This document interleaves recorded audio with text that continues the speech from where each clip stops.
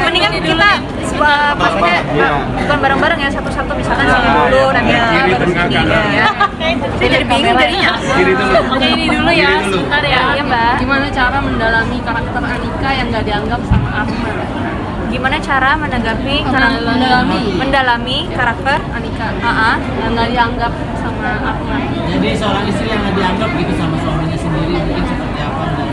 Ya sakit hati pasti, sakit hati dan kekecewaan yang ada di dalam perasaan Anika. Tapi kan di sini kan di Anika ini saya benar-benar belajar untuk gimana memang diuji kesabaran, kesetiaan untuk contoh dalam sebuah pernikahan, bahwa memang menerima itu bukan sesuatu hal yang mudah, mengikhlaskan itu juga bukan sesuatu hal yang mudah, tapi menerima kenyataan itu harus. Jadi ya emang challenging banget sih di sini untuk sebagai seorang Anika yang menjadi sosok perempuan yang memang benar-benar harus tabah banget untuk menghadapi sosok Arman, yang dimana Arman mencintai mendiang istrinya yang sudah meninggal.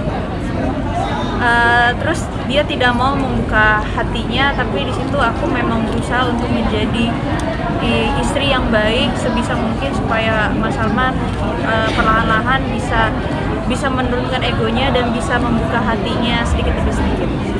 Caranya mungkin ada latihan khusus apa gitu? Kalau caranya sih ya pastinya ya menenangkan, memberikan kenyamanan, kasih cinta tulus yang bisa saya kasih aja ke Arman. Anda tadi kan kamu bilang sampai akhirnya keikutan terus sama Feni Nuril gitu, apapun setelah berakting ini gimana cara melepasin? Kan katanya sebenarnya karakternya beda sama Amanda yang Rizky. Bagaimana cara melepaskan karakter yang katanya nurut banget gitu, jadi karakter yang sabaran banget. Untungnya sih waktu pas memang syuting tuh memang benar-benar untuk saya supaya bisa masuk ke karakter Anika ya. Tapi selesai syuting saya memang nggak bisa selalu sabar sih, balik lagi emang kesabaran setipis tisu. Jadi balik lagi ke Manda lagi gitu. Tapi selama syuting memang benar-benar gimana harus memberikan contoh jadi istri yang baik untuk suaminya.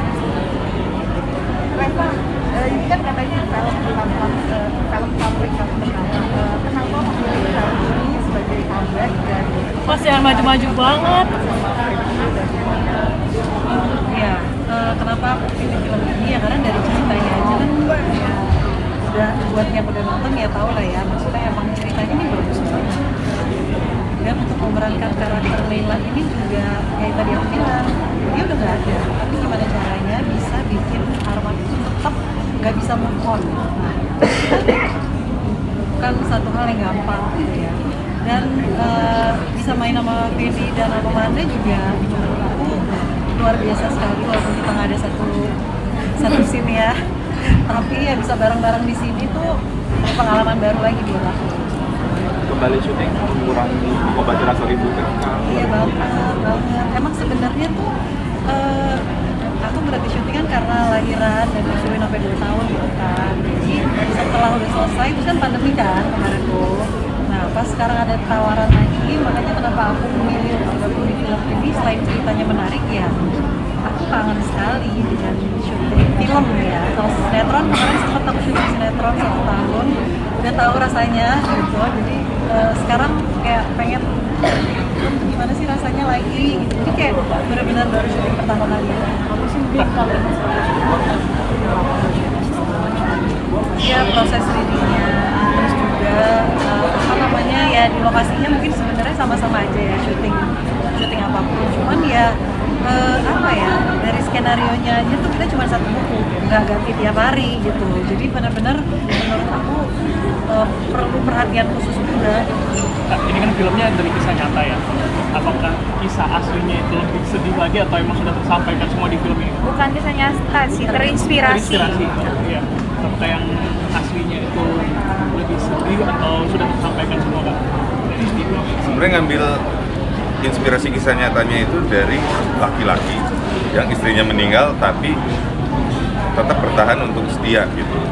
Kalau di masyarakat kan biasanya cowok kalau istrinya meninggal nggak akan kuat lama-lama, pasti langsung nikah lagi kan. Sampai ada istilah tanah belum kering mah laki-laki udah nikah lagi gitu kan. Tapi ternyata ada gitu.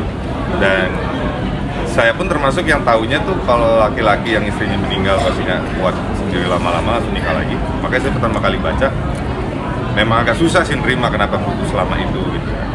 Nah, tapi ternyata setelah saya riset ada memang laki-laki yang kalau segitu dalamnya cintanya, dan Arman sama Leila ini kan ceritanya udah pacaran dari SMA ya, kerja dan meninggal mendadak karena itu memang bisa membuat stres paling tinggi sih kehilangan pasangan. Kehilangan pasangan memang stres yang paling tinggi dibanding kehilangan orang tua, kehilangan anak atau kehilangan teman. Nah itu yang diangkatnya gitu. Dan gimana kalau jangankan untuk move on, tapi ini udah punya pasangan baru. Nah gimana membuat rumah tangga itu bisa berjalan gitu. Kalau cuma tinggal sekedar ditinggalin aja kan, atau ya kayaknya terlihat lebih mudah gitu. Tapi untuk bertahan dan mau mengerti itu yang lebih susah. Anda saya penasaran sama fashion hijab apa di film. Itu kamu pilih sendiri atau memang dia udah ikutin atau misalnya cari-cari fashion yang cocok sama kamu? Kalau untuk fashion hijab, saya kurang paham ya. Tapi sebenarnya Anika ini karakter awalnya memang tidak berhijab. Saya meminta untuk berhijab. Sampai akhirnya ada berdiskusi antara Mbak Kay sama pihak dari base, kira-kira diperbolehkan nggak untuk Amara Manopo memerankan Anika berhijab? Itu aja.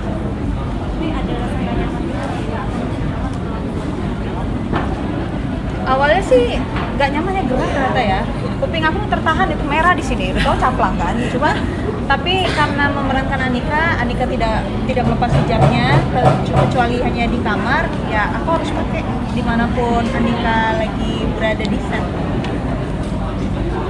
Tapi apa sih yang bikin kamu pengen merubah nih yang tadinya Anika tuh nggak pakai hijab terus tiba-tiba kamu minta untuk pakai hijab, apa gitu?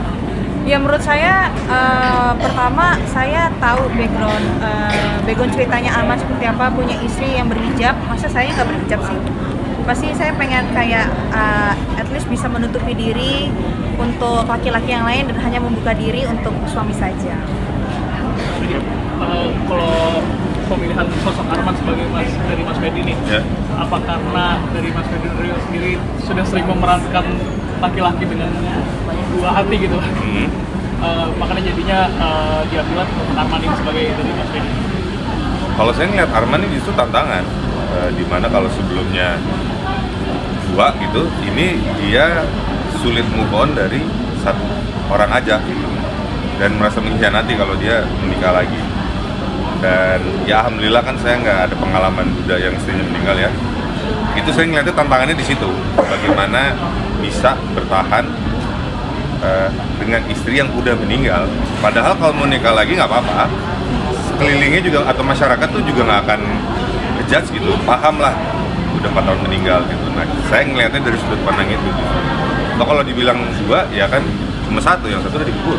Jadi kemana-mana ya tetap satu aja gitu. Jadi kenapa Arman itu diambil jadi Mas Fedi? Apa karena sering memainkan acting seperti itu? Enggak, lebih karena ceritanya dan tantangan dalam memerankan Arman sih. Karena di sini ya dia bertahan untuk satu aja, walaupun akhirnya menikah sama Anika, tapi punya pola pikir yang enggak, pokoknya saya nggak mau nikah lagi, cukup. Nah itu saya mau mendalami psikologis orang yang kok bisa segitunya gitu, padahal kalau mau nikah lagi nggak apa-apa. Kalau buat Amanda sendiri kan tadi udah disebutin kalau adegan yang berbeda. Kalau Amanda sendiri adegan yang paling menantang di film ini, karena kan harus lurus banget, paling menantang adegan yang mana? Adegan yang mana? Paling menantang sih di sini nggak ada adegan action sih ya. Jadi paling menantang tuh di mana memang lawan tahun. Lawan tahun. Ya paling adegan paling menantang itu di mana memang perasaan yang campur aduk, yang dimanapun Anika harus bisa mendeliver dengan sangat baik supaya penonton bisa mengerti dan penonton bisa ngerti perasaan Anika. bangun chemistry gimana sih kan itu kan bener Oh, lintas generasi gitu. ya buat lu iya membangun chemistry sama lain. Kebetulan kalau untuk bangun chemistry kemarin kan aku sama Mas Fedi kan udah pernah satu judul jadi adik kakak karena suami istri ya. Karena kita udah pernah satu judul, jadi kita memang udah tahu nih satu sama lain orangnya seperti apa. Paling bedanya gimana cara kita membangun yang kemarin adik kakak, sekarang ada perbedaan suami istri. Itu pasti challenging juga Itu tuh. sih. Gitu. Jadi image adik kakaknya lepas. Orang Iya. benar-benar nonton ini suami istri Suami sekarang. istri gitu. Kalau sama Mbak Rasulina kan memang kita belum ketemu ya. Jadi ya, tapi kita alam ketemu kita. Beda alam. Ketemunya beda alam, tapi kita ketemunya di best friend reading, reading segala macam. Jadi ya fine aja sih di sini. Oke teman-teman, satu pertanyaan terakhir, Mas habis Fedi, itu boleh- boleh promo ya teman-teman. Jadi boleh ceritain tentang idealisme yang tadi sempat didiskusikan dengan Mbak Kay. Ya. Bagaimana akhirnya itu menemuin jalan tengah itu bisa ceritain? Iya, jadi Satu lagi sekalian Mas, habis itu closing mbaknya sekalian satu lagi. Ngobrolnya gimana kan kalau kakak adik gitu Ya. itu kan politik chemistry kan tapi ngobrolnya gimana pasti ada poin-poin sih antara Manda sama oke. Oke, ini dengan Buke, ini dengan Amanda. Ya. Kalau sama Buke, jadi waktu kita udah mau syuting adegan itu, kita datang ke set. Saya bilang, Mbak, ini di tengah adegan nih saya masih belum masuk akal nih buat saya kenapa Arman melakukan ini. Bagai udah memberikan argumennya, tapi buat saya masih kurang. Dan itu lumayan agak lama, sampai saya tadinya Manda masih sebelah saya. Pas saya nengok dia udah hilang. Terus tunggu belimbir aja nih, saking lamanya gitu. Dan saya juga udah ngelirik kan, wah kru udah mulai bete nih kayaknya nunggu gitu. Karena memang idealnya tuh kita udah selesai waktu latihan kan. Nah tapi makanya kita panggil Mas Acut, produser, untuk pandangan lain lah gitu. Yang ternyata Mas Acut memang lebih setuju dengan argumennya Mbak Kay. Nah kalau buat saya itu jadinya ya udah saya udah harus bisa menemukan logikanya gimana. Akhirnya solusinya oke, saya akan ikutin aksi dan dialognya seperti di skenario, tapi titik-titik kapan saya melakukan itu saya yang nentuin. Karena saya itu jalan tengah buat saya, dan bagaimana PR paling utama kan buat penonton bisa ngerasain adegannya gitu. Jadi kalau saya belum make sense, takutnya penonton juga nggak dapet. Tapi jalan tengahnya itu dulu itu. Saya yang menentukan kapan saya pindah, kapan saya ngomong, kapan saya melakukan ini gitu. Karena kalau ngikutin banget, ya itu kita belum sempat ketemu gitu titik masuk akalnya di mana. Ya, kalau nggak yang ngobrolin apa? Ya memang lebih deep sih ngobrolnya sama Manda, karena ini kan suami istri ya, soal cinta, soal apa namanya, kesetiaan, soal keluarga. Cuma kalau aku justru yang aku tanya pertama kali ke Manda, gue bilang, Man, ini kan jarak umur kita lumayan jauh nih. Jadi seandainya aku jomblo dan berusaha mendekati kamu, itu kamu masih terbuka atau menolak karena nggak aja umur lo kejauhan. Soalnya kalau ada penolakan itu akan berpengaruh ke acting. Nah jadi karena kan memang Anika dan Arman juga sebenarnya dibuat agak jauh gitu.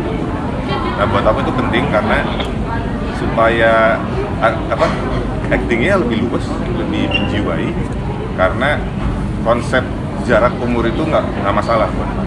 Ada kan orang yang membatasi, aku cuma mau jarak umur 5 tahun lah atau 7 tahun. Kita kan baru 15 tahun nih bedanya. 20. Nggak 20. Ada sih. Kamu umur berapa sekarang? 25. 25, 42. Ya gitulah. Jadi ya itu, ya gitu. Jadi ya kalau ada batasan itu bisa jadi ganjelan sih buat syuting. Mungkin bisa bagus, tapi kalau nggak ada ganjelan itu akan lebih bagus. Oke, boleh izin promo sekali ya teman-teman. Kes boleh bilang jangan lupa saksikan film Satu Imam Dua Makmum tanggal 16 Januari. Ayo teman-teman nonton film Satu Imam Dua Makmum mulai tayang di bioskop tanggal 16 Januari 2025. Sampai ketemu di bioskop. Dadah. Terima kasih semua. Thank you.